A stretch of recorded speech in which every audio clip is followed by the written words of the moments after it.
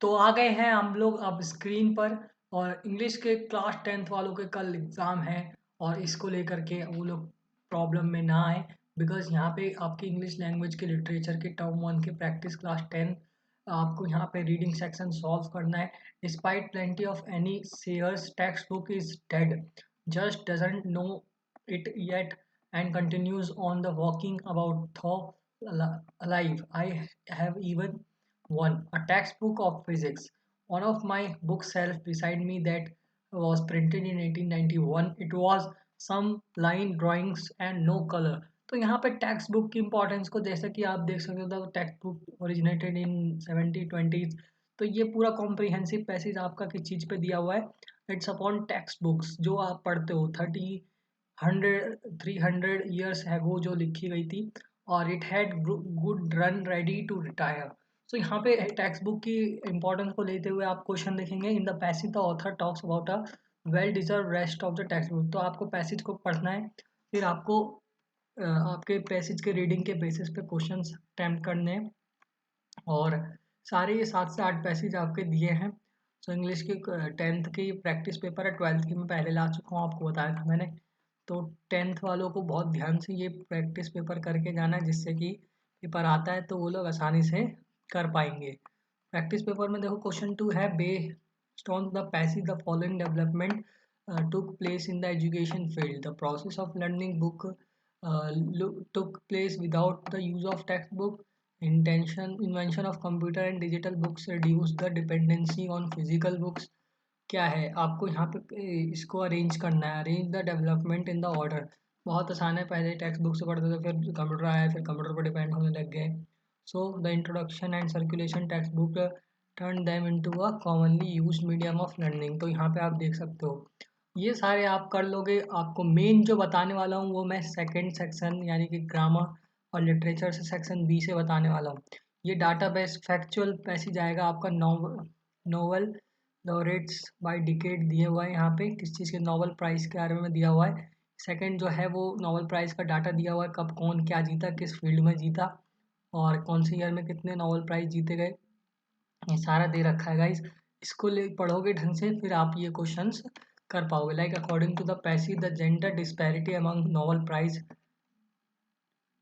Receipts is due to gender disparity. मतलब क्या होता है कि मेल को कितना मिला, फीमेल को कितना मिला, है ना। तो हिस्टोरिकल है या इकोनॉमिकल है या सोशियोलॉजिकल है या साइकोलॉजिकल है। ये सोशियोलॉजिकल, इसका ऑप्शन सी हो जाना है, बहुत इजी है। सो यहाँ पे आप पढ़ के ये पैसेज तो कर ही लोगे, क्योंकि इसमें Nobel prize is an international award because it recognise the achievement made in all subject by all genders in all countries by all institution. तो इन ऑल सब्जेक्ट यहाँ पे हम कर देंगे ए। ठीक है गाइस, आप आराम से कर लोगे।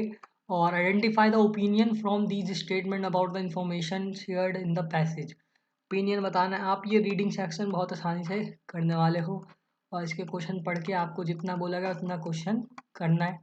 ठीक है, और फिर हम चलते हैं सेक्शन बी की तरफ, इसमें कि आपका ग्रामर और रीडिंग सेक्शन का आने वाला है। तो हम सेक्शन बी की तरफ जाएंगे अब, ज़्यादा टाइम ना लगाते हुए, because section B is the most important section.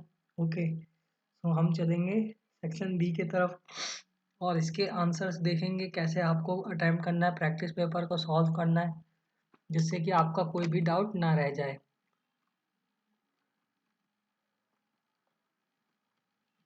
ठीक है, तो यहाँ पे हम देख पा रहे हैं क्वेश्चंस, सब्जेक्ट क्या होना चाहिए। तो आ गए हम सेक्शन बी के क्वेश्चंस, आप देख पा रहे हो। एंड गाइस सेक्शन बी आपका स्टार्ट हो जाता है।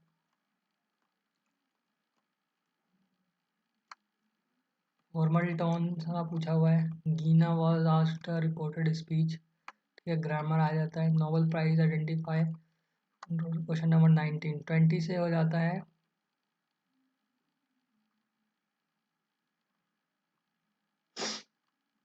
With the following question between Kaushik and Sam, understand the part of dialogue may or may have an error. Choose the, तो ये आपका आ गया है ग्रामर। सो 19 से आप देख सकते हो, क्वेश्चन नंबर 19 से आपका ग्रामर आ जाएगा। तो 19 में क्या है, 19 में बोला गया है कि आपका एरर है या नहीं है। तो यहाँ पे Sam will be, shawl B क्या होना चाहिए, शॉल बी, नो एरर। तो इसका 19 का ऑप्शन नंबर बी है। ठीक है गाइस, 19 का ऑप्शन क्या हो जाएगा, बी, शॉल बी। तो 20 देखो सेक्शन बी, इसमें लिखा हुआ नहीं है प्रैक्टिस पेपर में, डायरेक्ट दिया हुआ है section B, choose the option that complete the paragraph above correctly. Option choose करना है जो पैराग्राफ को पूरा करेगा। One of out of the many, each five क्या होगा, एवरी फाइव, एवरी ईच में से आपको चूज करना है। क्या हो जाएगा यहाँ पे आपका, एवरी मैनी, तो every five youth, many students and bullying that may be, तो यहाँ पे ऑप्शन नंबर बी। तो कैसे आपको कर लेना है, ये डिटर्मिनर्स है, इसका लिंक डिस्क्रिप्शन में। In which of these does the underlined phrase indicate the subject has completed the action in the very recent? तो ये प्रैक्टिस पेपर का क्वेश्चन है जो कि आपको प्रिपेयर करना है। Kelly and I would study, I would study होगा, Kelly and I would study. Sara has been playing in the rain since 2 o'clock. Jack has informed her that he would not be available. क्या हो जाएगा, आपको 21 का देखना है, and 21 का है हमारा C, Jack has informed her that would not be available. तो सब्जेक्ट हैज़ कंप्लीटेड एक्शन, तो उसने जो है वेरी रिसेंट पास्ट में किया, तो हैज़ है वो आपको परफेक्ट का टेंस आपने पढ़ा हुआ है। Gina was asked to convert sentence और रिपोर्टेड स्पीच गिवन बिलो। तो आपको यहाँ पे 3 ऑप्शन दिए हैं और इसका सेंटेंस का क्या होगा, sentence, Larissa said why don't you join me for dinner tonight. Larissa suggested, Larissa asked me to join her. 22 का क्या होना है यहाँ पे, ये डायरेक्ट से इनडायरेक्ट स्पीच में करना है। तो वहाँ पे लैरिसा क्या कर रही है, सजेस्ट कर रही है कि क्यों ना तुम मेरे साथ आज ज्वाइन करो dinner. So Larissa suggested I join her for dinner that night. तो टू नाइट का दैट नाइट हो जाना है। ये आपको चेंजेस मैंने बता रखा है जब हमने डायरेक्ट से इनडायरेक्ट स्पीच में करी थी। तो डेट नाइट हो जाएगा guys. Which of the following statement is about her, option is true, कौन सा ट्रू है, only first is true, only इसमें बताना है कि कौन सा, तो इसका क्या हो जाएगा, third, Larissa insisted that I should join her for dinner that night. ठीक है, तो इनमें से आपको कौन सा सही लग रहा है, पहला, दूसरा, तीसरा। तो इसमें सही कौन सा है, 22 में आपका है ओनली फर्स्ट इज करेक्ट। ठीक है गाइज, अब देखेंगे हम 23rd। Given below is a statement made by politician Jason Bailey, I don't believe in giving. तो ये स्टेटमेंट दी है, imagine you are a newspaper reporter, while reporting this statement you will not change to this, my to his, went to gone, don't का didn't. तो कैसे आप ये नहीं करोगे, 23rd क्वेश्चन में पूछा गया है। तो आपको यहाँ पे चेंज वेंट टू गॉन हो जाएगा, है ना। Who went behind my back, who gone, अब वो चले गए, वेंट तो जस्ट गए हैं, तो यहाँ पे गॉन को हम टू में चेंज कर देंगे। Choose the option that complete the sentence below correctly, एक ऑप्शन चूज करना है जो कि करेक्टली हमारे सेंटेंस को पूरा करता है। She had already begun eating her dinner by time, I reach there, had reach there, was reaching या हैड बीन रीचिंग। तो till the right time I reach there, क्या हो जाएगा इसका 24वें का, बहुत ईजी है, रीच्ड, है ना। 25, which of these elements are most important for Sneha to include in her letter? Letter में क्या इंक्लूड करना चाहिए स्नेहा को, अ फॉर्मल टोन, है ना। एक लेटर में क्या होना चाहिए, एक फॉर्मल टोन होना चाहिए, क्रिएटिव ग्राफिक एंड इमेजेस नहीं होगा, सेंडर और रिसीवर का एड्रेस आपको बताया था मैंने लेटर लिखते समय, नरेटिव वंस ओन एक्सपीरियंस, अपना एक्सपीरियंस बताना चाहिए, तो ये ही नहीं होगा, फर्स्ट, थर्ड और फोर्थ। ठीक है, तो डी ऑप्शन हो जाता है 25 का करेक्ट। और फर्स्ट थर्ड जो है वो भी सही है, फोर्थ में तो नरेटिव ऑफ वंस ओन, अपना एक्सपीरियंस बता के क्या करेंगे, तो इसका सी हो जाएगा गाइस, डी नहीं होगा। ठीक है, तो यहाँ पे आपको पता चल गया। अब 26 का देखेंगे। Which subject line should Sneha select for the given letter, नीचे दिए गए लेटर के लिए कौन सा सब्जेक्ट लाइन सही रहेगा, the problem of unaffordable domestic. तो आपको क्वेश्चन पढ़ना है डोमेस्टिक वर्कर्स वाला पूरा, पहले आपको क्वेश्चन देख लेना है, यहाँ पे आपको ऊपर जाना है और ये रहा क्वेश्चन, यू आर स्नेहा, यहाँ पे हम लिख देंगे क्वेश्चन। ठीक है, क्वेश्चन है ये।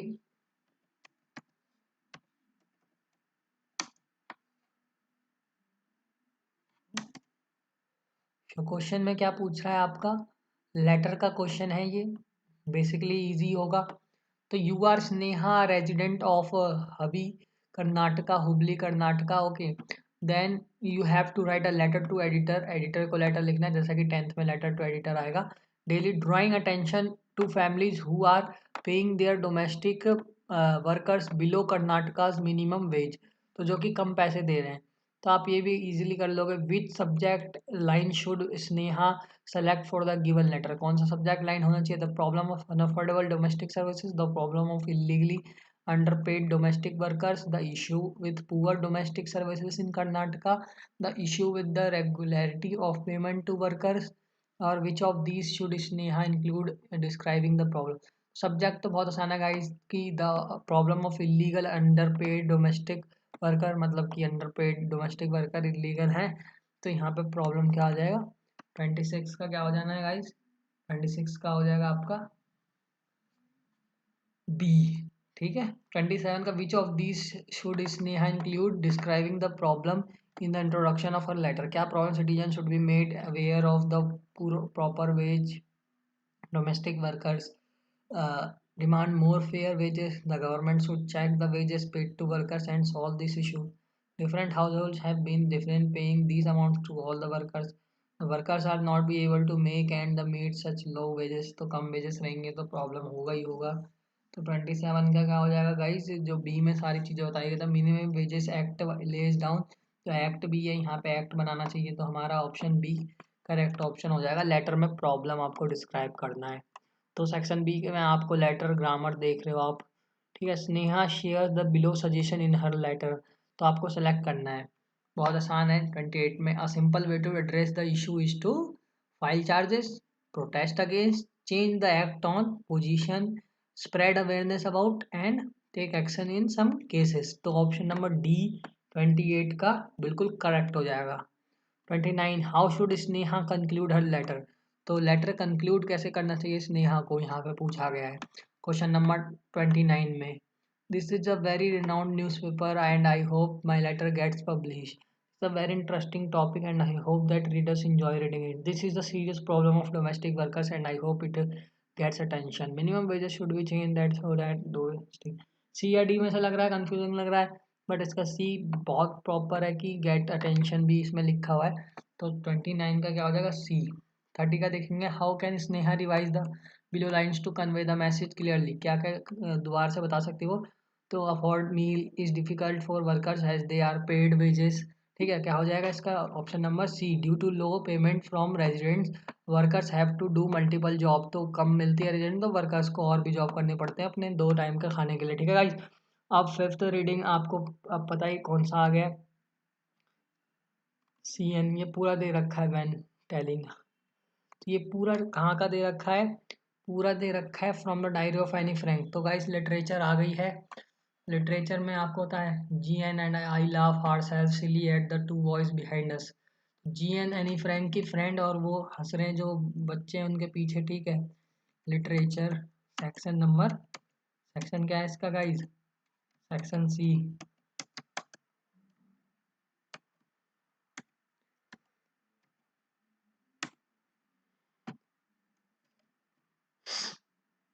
तो आप देख पा रहे हो यहाँ पे क्या होगा, और ऐड कर देंगे, सेक्शन सी स्टार्ट हो गया। एनी फ्रैंक का प्रॉज दिया हुआ है, प्रॉज में से कर लेंगे, क्या दिया हुआ है यहाँ पे हमारा प्रॉज।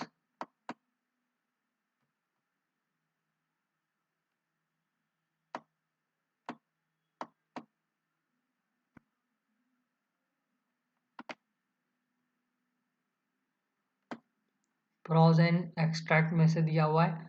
और I am not about so worried, है ना, not so bright about my girlfriends and myself, यहाँ पे लड़के बोल रहे हैं। I am not sure about in maths, तो मैथ्स में श्योर नहीं है। Anyway all we can do is wait until then, तो ये पूरा question, how do Annie and her friend react to the boys behind them, तो कैसा react करते हैं वो जब बॉयज देखते हैं अपने बिहाइंड में जो बातें कर रहे हैं उस पर। तो 31 के क्या हो जाएगा गाइस, 31 का हो जाएगा A they are irritated by them, तो वो इरिटेट हो जाते हैं ना। Choose the option first and second, they find them humorous, तो वो हंसते भी है, इरिटेट भी हो जाते हैं, ठीक है। तो 31 हो गया हमारा। 32 देख लेंगे। Select the option that shows the correct relationship between first and second. तो 32 में क्या बोला गया है कि second is the reason for first. तो सेकंड क्या है, Annie mentions that teachers are very unpredictable, Sian and Jacques keep making bets about passing. तो ये पासिंग के ऊपर बेट्स करते रहते हैं। ये सारे लिटरेचर के आप कर लोगे। मेरा मेन फोकस था ग्रामर और राइटिंग सेक्शन पे। लिटरेचर में पढ़ लेना, एक्सट्रैक्ट ढंग से करना है। वांडा पेट्रोन्स्की से देख सकते हो क्वेश्चन आया हुआ है आपका 100 ड्रेसेस में से। Winner of the girls medal unfortunately Wanda has been absent for the school same day. 36 का क्या हो जाएगा, which of this is true about Wanda's teacher in the given exercise, she is flustered by the boys reaction to the announcement, she is angry with Wanda for not receiving the medal, she is surprised note that Peggy is not the winner, she is supportive of Wanda talent drawing। ठीक है, तो 36 का क्या हो जाएगा guys, D हो जाएगा। बहुत आसान है, आप इसमें देखो क्या रैशनल है, आपको अपना इंटेलिजेंस यूज करना है। Why did boys cheering? To appreciate Wanda's work to bring positivity into the classroom, to show Peggy that support Wanda, to have noisy fun in the free manner। D या ए हो सकता है guys. तो 38 का क्या है, 38 का आपका डी है, टू हैव नॉइसी फन, है ना, लड़के चिल्लाने लग जाते हैं, वो करने लग जाते हैं, है ना। So boy and I thought I could draw. In the above line Peggy wants to imply that Wanda can draw better than her, she herself is not a good at drawing, Wanda is not really a talented artist, she could also have drawn what Wanda drew। तो क्या हो जाएगा यहाँ पे 39 का, 39 का हो जाएगा यहाँ पे आप लोगों का ए, Wanda can draw better than her। In the above line Peggy wants to imply that Peggy क्या है, boy and I thought I could draw, वो सोचती थी वो अच्छा ड्रॉ कर सकती है, पर नहीं, वांडा उससे अच्छा कर सकती है। लिटरेचर के ऐसे सारे प्रैक्टिस क्वेश्चन कर लें, सभी ऐसे आपके आएंगे। राइम स्कीम आएगी, पोम में थीफ स्टोरी से कुछ लाइंस दी हुई है, फिर क्वेश्चंस हैं, और ये सारे आने वाले हैं। Hari had dash before encountering Anil, Anil से एनकाउंटर करने से पहले क्या था उसके पास था guys been success unsuccessful for some time. तो यहाँ पे ये सारी चीज़ें आप देख लोगे, और आपको पता है कितने कौन से करने हैं। लिटरेचर के बेस्ट जाना चाहिए आपका paper. All the best for term 1। और ये सारे आपको पढ़ के करने हैं, सभी सब्जेक्ट से सभी चीज़ को आपको वहाँ ढंग से फिल करना है। सभी चीज़ें जैसे सभी सब्जेक्ट में कर रहे हैं अच्छे से देना है। और ये लिटरेचर सेक्शन भी आप कर लोगे। 59 देखो क्या है, select the boys who followed the Griffin in footprints without feet. कौन कौन थे boys had found Griffin's laboratory were curious about the footprints. Okay, तो बहुत आसानी से आप इसका सेकंड कर दोगे 59 का, है ना, 59 का, ठीक है। और ऑप्शन है knew who the footprints belong to, उनको पता भी था कौन है, तो थर्ड भी हो सकता है इसका, है ना। C second and fourth had almost discovered Griffin secret, Griffin का सीक्रेट मिल गया था। तो चलिए 60 का क्या हो जाएगा, 60 का हो जाएगा आपका क्वेश्चन पूछ रहा है Griffin footprint without feet made rust into bringing the day bad. ये तो सॉरी ट्रिकी का आ गया, ट्रिम्फ ऑफ सर्जरी, वो ऊपर जो था उसका था फुटप्रिंट्स विदाउट फीट का। तो he Mr Harold gives the description in the soldier remover to show how spoiled and pampered Tricky was. तो बहुत ज़्यादा स्पॉइल्ड हो चुका था। आपका सारा हो गया होगा लिटरेचर का गाइस। ऑल द बेस्ट, अच्छे से देना पेपर। और चैनल पे नए हैं तो चैनल को सब्सक्राइब कर लीजिएगा सभी तरीके की जानकारी के लिए। And thank you so much for watching till last. I hope that you like this video. Like share and subscribe now.